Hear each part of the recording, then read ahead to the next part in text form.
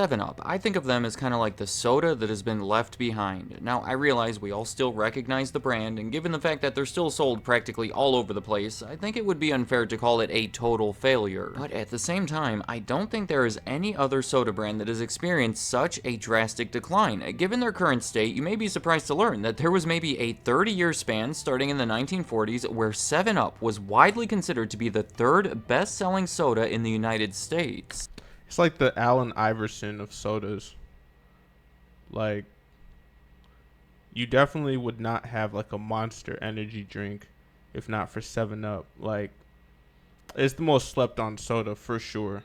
Almost anybody at that time could have told you that. Coke and Pepsi were at the top, of course, while 7 Up was out there doing their own thing as the biggest non-cola product, or as they called it, uncola. That was actually a really significant word that I will be talking more about, but the last 50 years or so have not been great for 7 Up. In the 1970s, they started losing popularity, and by the end of the 1990s, they had slowly fallen in the ranks to become the 9th best-selling soda, which is more or less where they remain today. There's been so much happening with 7 Up over the years that I'm excited to talk about. See, the brand goes all the way back to the 1920s. It was created by Charles Grigg, who already had extensive experience in both advertising and soda creation. A decade earlier, while working at a manufacturing company, he had invented an orange-flavored soda called Whistle. However, disputes with management caused him to quit his job and leave that creation with the company. A similar thing happened again where he created another orange-flavored soda, this time called Howdy. He left the company he was working for while he created it, but here he was able to take his invention with him and start his own business that would sell it. The issue there was that Orange Crush was already well established on the market and difficult to compete against. So as Howdy struggled to find customers, Charles Grigg spent a couple years creating a much more unique lemon-lime flavored soda, and once it was finally introduced in 1929, it had no major direct competitors. No one else out there was mass producing a lemon-lime flavored soda like that, so 7 Up stood out to the customers. Actually, it wasn't called 7 Up at first. It had a much more ridiculous name. It was called Bib Label Lithionated Lemon Lime Soda. He chose that name because, like many others at the time, he wanted it to be perceived as a health drink. It actually did contain the drug lithium, so in the early years, it was commonly bought by people looking to stabilize their mood or seeking other potential health benefits. But thankfully, within a few years, the name was changed to 7 Up, though the exact origins behind that name have never been confirmed by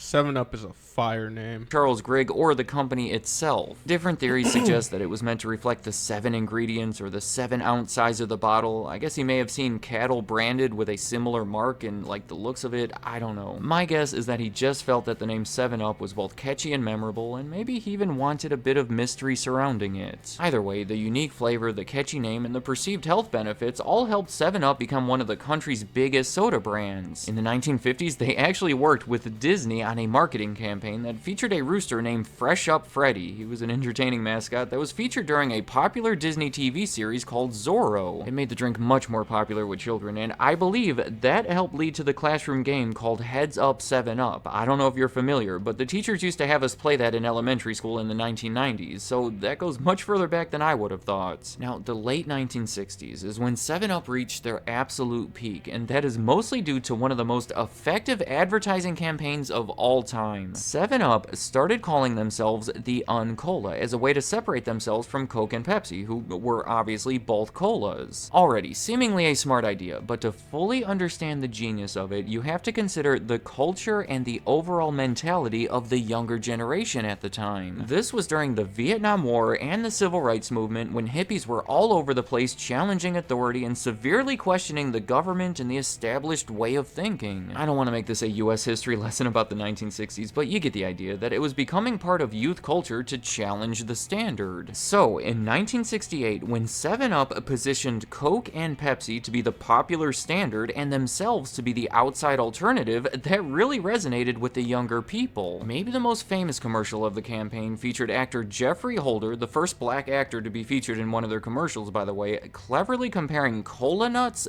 to uncola nuts. The uncola nuts were just a lime and a lemon. As I said, that that was their height. It launched their popularity higher than it ever was before, but sadly, they could not maintain it. Just a few years later, by the early 1970s, 7-Up started to decline and things just continued getting worse. Remember, for so many years, 7-Up was the only notable lemon lime soda on the market, and all of that changed in a major way in 1961 when Coca Cola introduced Sprite. Wow.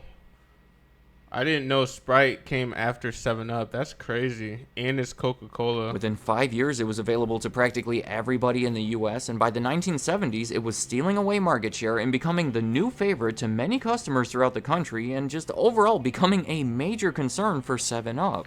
That sucks because 7-Up tastes better than Sprite, and it has a cooler name, and they literally just got monopolied. In 1978, 7-Up was bought by the tobacco company Philip Morris. I want to make it clear that 7-Up was already struggling, and despite a lack of experience in the soda industry, many believed that Philip Morris could potentially be the perfect ones to revive the brand. See, in the years leading up to this, their marketing approach was largely responsible for popularizing the cigarette brand Marlboro and the beer brand Miller. Maybe not the best brands to be promoting, but it did prove what they could do. So people were optimistic about the acquisition, but honestly, when looking back, it seems like reviving 7-Up at that time would have been almost an impossible task. Consider that during the Uncola campaign that was so successful, the main goal of it was to get people away from cola and toward lemon lime. But now, with Sprite on the market in such a big way, and with Pepsi soon introducing their own version called Slice that had its own gimmick containing 10% fruit juice, simply pushing people away from cola didn't necessarily mean that they were pushing people towards 7-Up. So, the new advertising campaign was not to focus on the lemon lime, but to focus on the fact that 7-Up did not have caffeine while many of the other leading sodas did. In 1981, they even introduced a mostly caffeine-free cola called Like that was obviously never too successful. Introducing Like. Like doesn't add caffeine like Coke and Pepsi. Like gets its excitement from full, rich cola taste. Pepsi Free came out the following year, caffeine-free Coca-Cola came out the year after that, and many of the bottlers had loyalty to those brands, so they wouldn't even distribute Like, and 7-Up had a hard time getting it out there. In the end, 7-Up lost tens of millions of dollars for Philip Morris. A struggling brand when they bought it was struggling even worse. See, they should have just stayed in their lane. Like, they should have just stick to the lemon lime.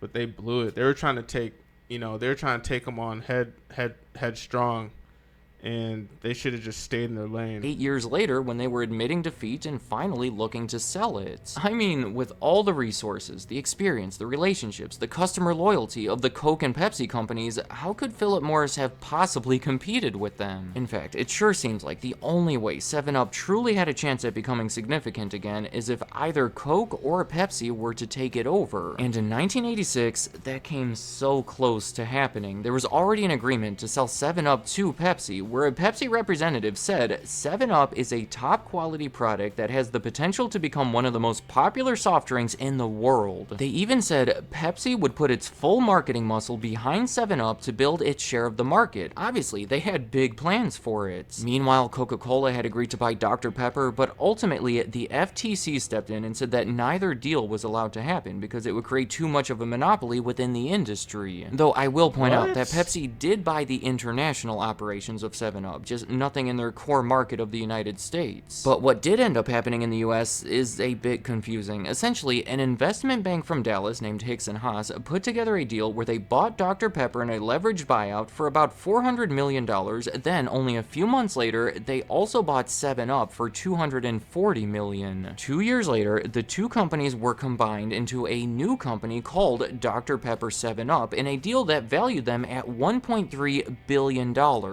Kind of a strange situation where instead of competing against each other as parts of Coke and Pepsi, they combined forces to try to compete against Coke and Pepsi. And this new combined company was fairly successful in that their sales were increasing each year, but it was a situation where Dr Pepper was growing like crazy while 7-Up was continuing to struggle. By 1993, when they became a public company as a way to raise money to pay off part of the $1 billion in debt that they had accumulated from the leveraged buyouts, Dr Pepper was the fourth best-selling soda brand brand, while 7-Up was the 8th best-selling. The issue there, I believe, was the fact that Coke and Pepsi were heavily promoting their own versions of 7-Up, while Dr. Pepper remained mostly unrivaled. In 1995, Dr. Pepper 7-Up was acquired by Cadbury Schweppes for $1.7 billion.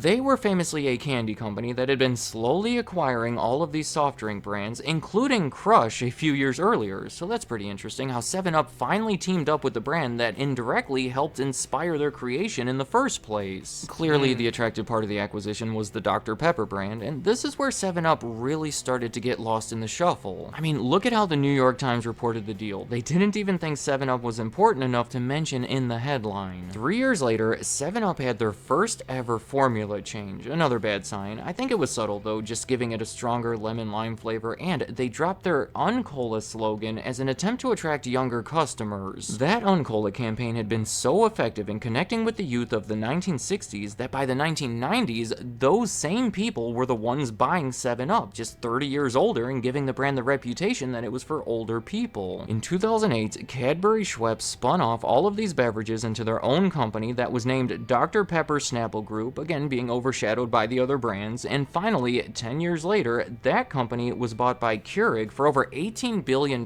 forming Keurig Dr Pepper, again being overshadowed by the other brands. Today, 7-Up is just one of many beverages owned by that company. I wouldn't say they stand out in any major way, certainly not like they used to. In fact, they have been declining for so long that I would bet that most of the people watching this probably had no idea that 7-Up used to be such a big deal. Let me know in the comments, did you know that 7-Up used to be such a big deal? I think it's a great story, but kind of a depressing one. Well, obviously, if you're a big 7-Up drinker, this hasn't been the easiest 10 or so minutes for you to watch, but also, it demonstrates how larger companies can push smaller ones right out of the market. I'm gonna say this. Coca-Cola, that, like, the marketing, I didn't know Sprite came after 7-Up. That explains a lot, because if you look at 7-Up, it looks like a knockoff Sprite. So it was just genius for Coca-Cola to, like, brand, like, make that, like, they're both lemon lime sodas. They both start with the S sound, like Sprite, you know what I mean? They, like, stole the whole image, and then, like, they already had all the, you know, distributors and all the resources and connections. So, yeah, that's just crazy. I honestly think that the main competitor is San Pellegrino. I think people just don't want to drink sugary, you know, beverages anymore. But that's crazy. I mean, I'm a 90s baby, so I remember 7-Up. Do you ever drink 7-Up, or do you prefer one of the competing products? And I also want to ask, have you ever played the video game from the 1990s, where you play as their mascot at the time named Cool Spot? It's the dot from the label brought to life. They were always attempting to bring in a younger audience. Actually, I do think that they are now part of a company that likely has the ability to revive the brand to an extent, but is it even worth trying it at this point? It's been so long, and I don't know if the demand is really there. Just more things to think about, so any thoughts you have about 7-Up, or anything else in this video, leave them in the comments. People would much rather just take a San Pellegrino, take some lime juice from, like, Whole Foods. They got organic lime juice there, and then just pour it in the San Pellegrino. It's way healthier and it tastes the exact same. I'd like to hear what you have to say. Thank you for watching. Yeah, that's crazy. Yeah, that's crazy. Not too much to say about that.